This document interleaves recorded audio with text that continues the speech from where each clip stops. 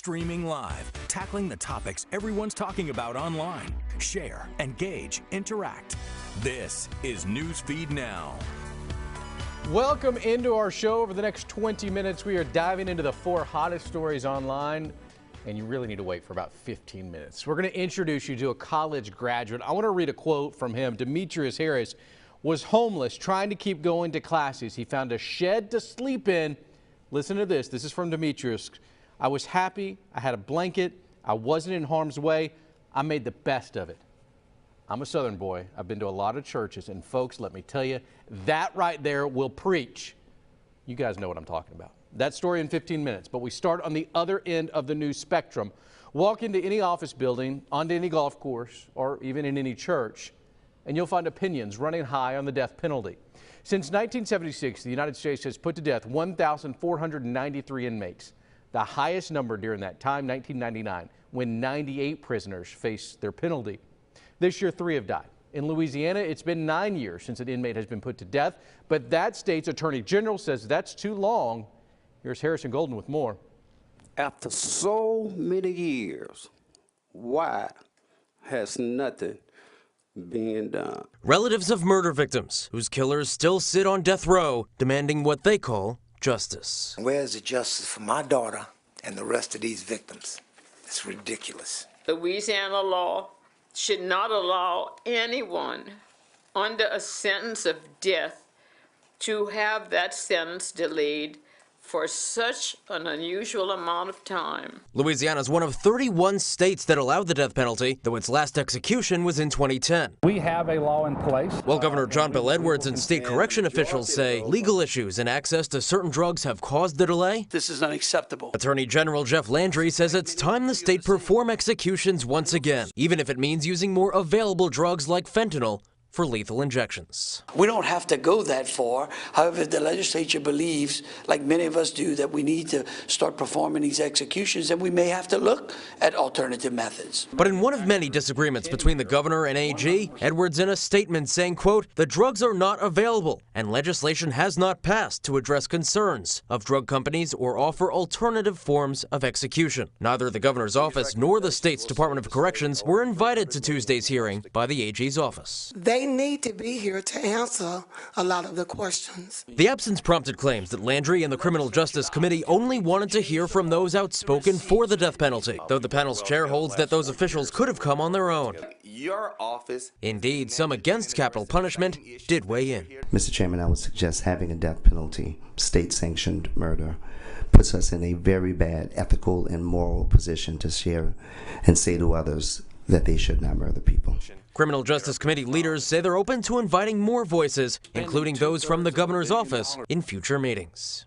All right, let's go live now to the capital of Louisiana, Baton Rouge.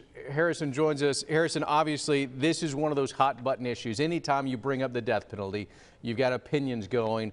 Where are we at right now? And I guess, in your opinion, what's the chances that Louisiana could start this death penalty once again? Yeah, I mean, at this point, per what the governor's office has said, at least, if we're going to be talking to them, the chances are pretty slim of the state continuing or resuming their executions. But there are really a few avenues where lawmakers can go at the legislative level. Number one, they can decide, of course, to pass or approve other methods of execution. Attorney General Landry, and perhaps alluding to that, talking about hangings or electrocutions as additional options, last resort efforts, if you will. Or lawmakers could decide to end the so-called secrecy or continue to enact a secrecy provision that would allow pharmaceutical companies to sell these drugs to Louisiana and have it not be public knowledge. Again, the fact that these kinds of transactions between the state and the manufacturers of these execution drugs, it's public knowledge, subject to public inquiry, and that has hesitated a lot of these drug makers from doing business with Louisiana. So that could be another piece of legislation moving forward this year. It's a very similar thing that happened in my home state of Arkansas as far as the death penalty drugs. Looking at death row prisoners by inmate or by state right now, 71 people on death row there in Louisiana. What do you know about what they're doing right now? Are they just in limbo waiting for their sentence to be handed down? Yeah, more or less in limbo. Again, more or less 85%, that's been the recent trajectory. 85% of Louisianans on death row are not executed. And so in many cases, these people living on death row for decades and decades end up dying of natural causes, typically. At least that's been the pattern in recent years. All right, Harrison, thank you so much. Appreciate you taking the time out of Baton Rouge, Louisiana. We appreciate that. Moving to the flu, this season continues to be a killer. Nearly 20,000 people have died from this season's strain. But listen to this, other stats. 22 million have been infected. Of those, a low estimate is 300,000 have been in the hospital. And the season continues until usually late April or May. Here in the South, one family is reeling after losing 2 loved ones to the flu just a week apart.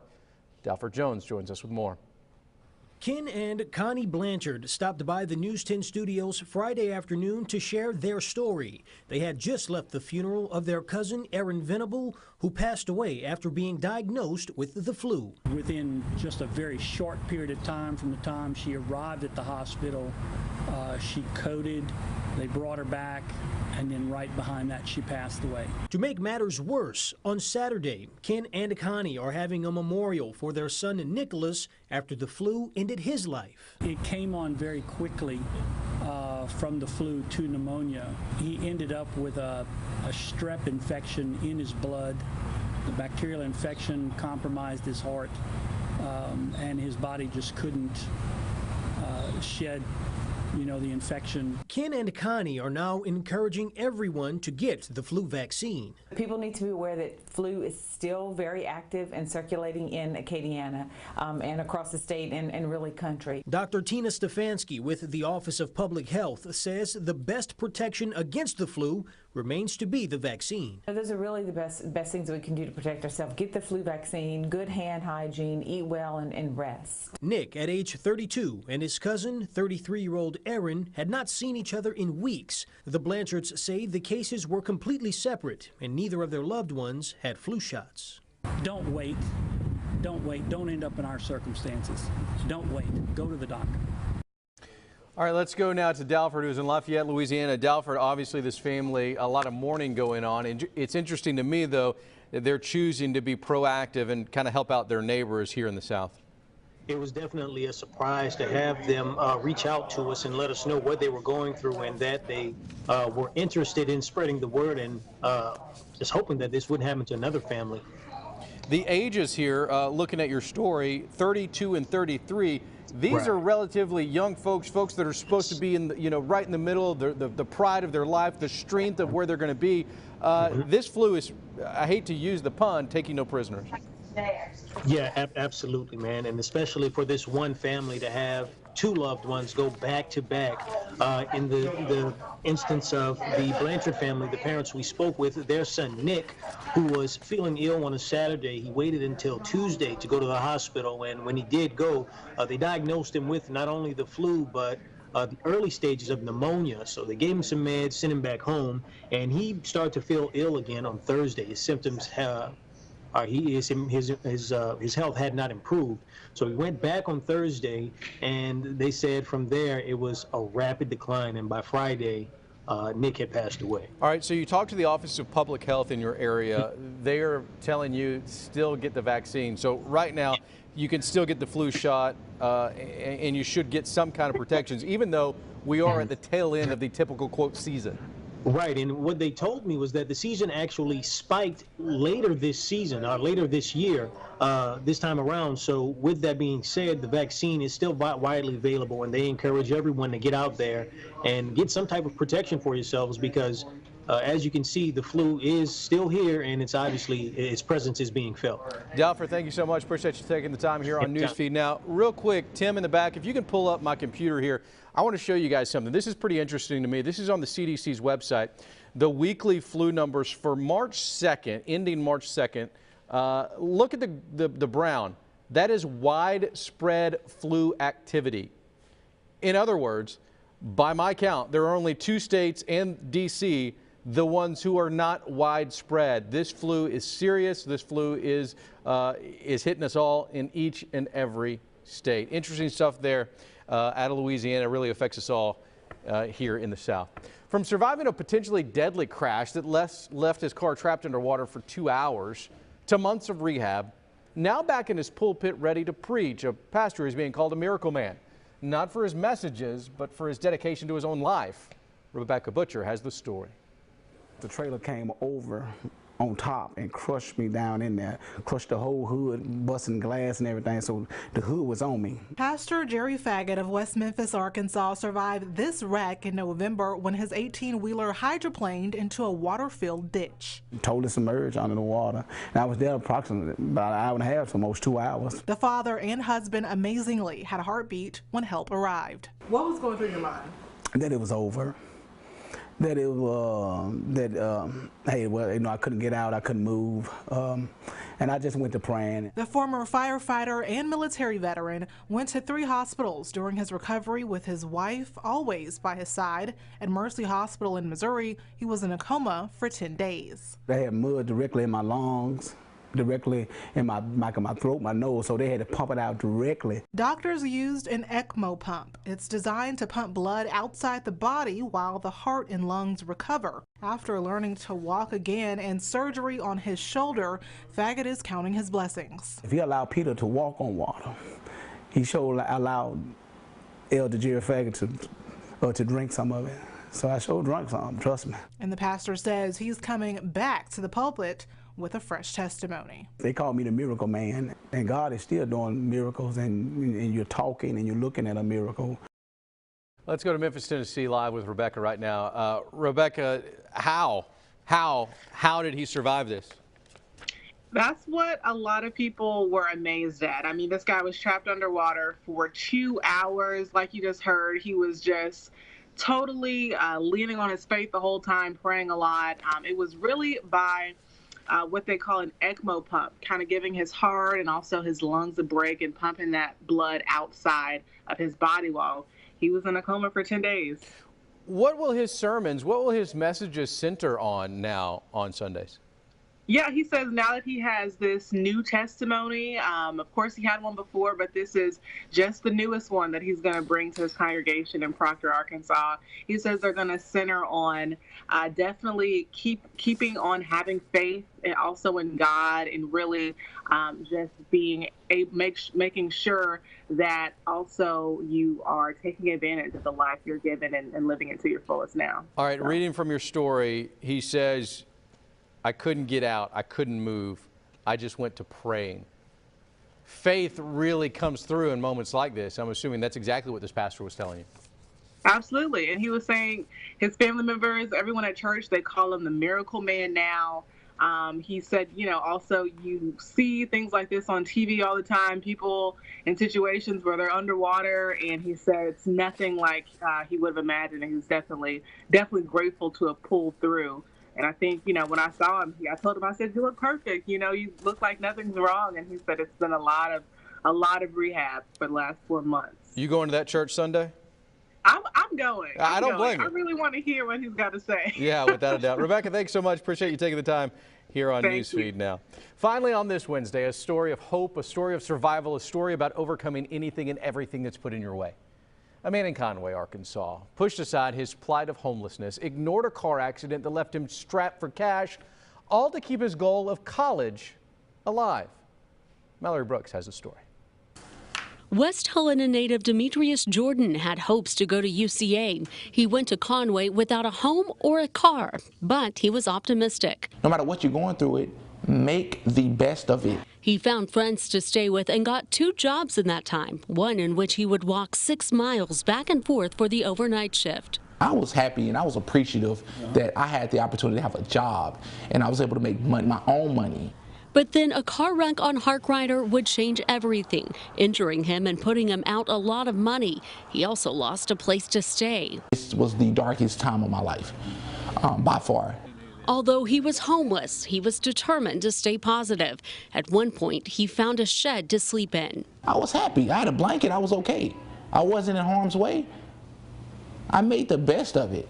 He then heard of the Bethlehem House and applied, waiting and remaining positive. And I remember getting a call from the Bethlehem House that I had been accepted. And when I tell you, it was the greatest feeling. While there, he went to UCA and worked and remained extremely thankful. But being here, it never felt like a homeless shelter. It felt like a home. Demetrius has since graduated from UCA with a degree in psychology and has hopes of grad school. His attitude and determination is inspiring, to say the least. Not seeing yourself as a victim, not blaming others. If you want something to happen, get up and do it yourself. You can do it yourself. Make it happen. He wants everyone to know, if you believe, you can make your dreams happen. Remain optimistic. Do everything in your power to make a difference, a positive difference. Demetrius doesn't know what the future holds, but he's beyond grateful for where he is now and thankful for the obstacles he overcame that only made him stronger. All right, Mallory joins us now. Mallory, I said at the top of the show, that story will preach. Oh, is he not amazing? If you want to be inspired, just talk to him for a few minutes. Hear his story. He is absolutely incredible. And, you know, telling that story, I barely had the chance to brush the surface with the time given. There was so much more I wanted to tell, and how he has just, you know, stayed positive through everything, no matter what you're going through today. Here's a guy who was living in a shed. He found a shed to sleep in because he was homeless, but he said, I'm happy. I was happy because I had a blanket. I had a place to sleep. I mean, talk about optimism and being so grateful for everything you have. I also didn't get the chance to talk more about his faith. That was so important to him, his faith in God, and just how that can carry you through everything. He is, I mean, we're going to see big things from this guy. Is he going to be a pastor at some point? I mean, I know he's got a psychology major, but... He talked about possibly being a pastor. He talked about possibly being a motivational speaker. You know, there's so many things that he wants to do. He's also an incredible artist. He won a huge art contest when he was in high school that happened in Memphis, so he's very talented there. And one more thing that I think we could just talk about all day is the Bethlehem House in Conway, Arkansas, that takes in the homeless. There's a lady that runs that. Her name is Miss Judy, and he talked so much in the interview about how he loved Miss Judy. Miss Judy went to his college graduation and was there hugging, and some of those pictures you see where he was crying, he was hugging the director of the homeless shelter that took him in and gave him home and gave him hope. And so it's unbelievable. Mallory, let's talk about it. Let's talk about the social interaction that you've seen because of this. Right now on your Facebook page, 1.6 thousand shares. Wow.